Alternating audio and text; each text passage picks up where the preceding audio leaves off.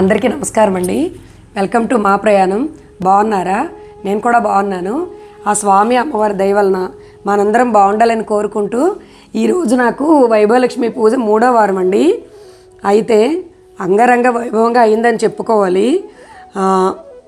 ఎన్ని పువ్వులు పెట్టాము, ఎంత ప్రసాదం పెట్టాము, ఎన్ని మంత్రాలు చదివాము అని కాకుండా మనస్ఫూర్తిగా కృతజ్ఞతాభావంతో, అంటే మనం ఏదైతే కోరుకొని ఆ కోరిక తీరిన తర్వాత పూజ స్టార్ట్ చేస్తాం కదా, అయితే స్వామి అమ్మవార్లకి మనస్ఫూర్తిగా మనం కృతజ్ఞతాభావంతో దండం పెట్టుకుంటే అదే చాలా నమ్ముతానండి.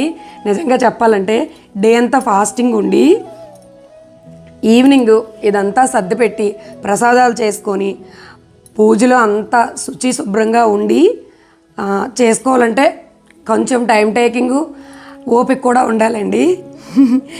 అయితే నేను మార్నింగ్ లేచి ఫస్ట్ అదే అడుగుతానండి దీపంలో, ఈరోజంతా నాకు ఓపిక ఉండాలి, ఫాస్టింగ్లో ప్రశాంతంగా ఉండేటట్టు ఈ తండ్రి అని చెప్పి పూజ చేసుకోవడానికి, సహనంగా ఓపికగా ఉండడానికి ఆయన యందు ఆమె యందు మన మనసు పెట్టి మనం పూజ చేసుకోవాలని కోరుకుంటానండి.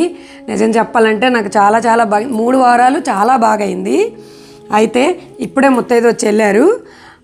ఒకసారి మీరు కూడా చూస్తారని చెప్పి నేను ఈ వీడియో అప్లోడ్ చేస్తున్నానండి. నా పుస్తకధారి హంసవాహాస మాయుక్తి విద్యాదానకరి మమ ప్రథమం భారతీనామ ద్వితీయం సరస్వతి తృతీయం శారదాదేవి చతుర్థం హంసవాహన పంచమం జగతీఖ్యాతం షష్టం వాగీశ్వరి తదా కౌమారి సప్తమం ప్రోక్తం అష్టమం బ్రహ్మచారిణి నామం బుద్ధిదాచ దశమం వరదాయని ఏకాదశం క్షుద్రగంట ద్వాదశం భువనేశ్వరి బ్రాహ్మి ద్వాదశ నామాన్ని త్రిసంజయ ఎప్పటిన సర్వసిద్ధికారి తస ప్రసన్న పరమేశ్వరి సామే వసతు జిహ్వాగ్రే బ్రహ్మరూప సరస్వతి.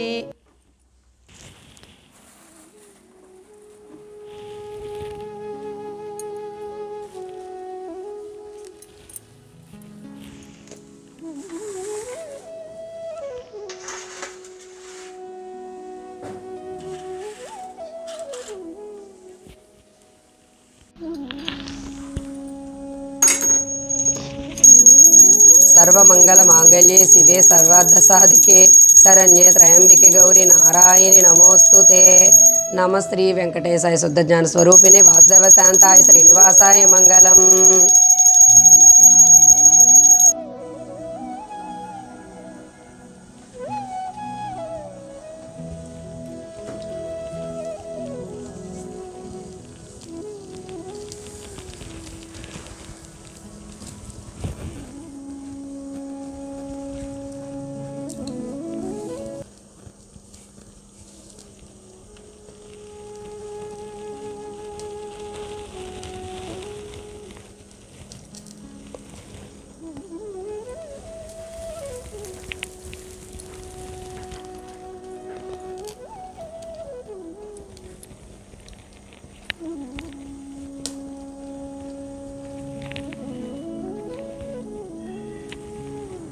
మా ఛానల్ నచ్చితే లైక్ చేయండి, షేర్ చేయండి, కామెంట్ చేయండి, సబ్స్క్రైబ్ చేయడం మర్చిపోవద్దు.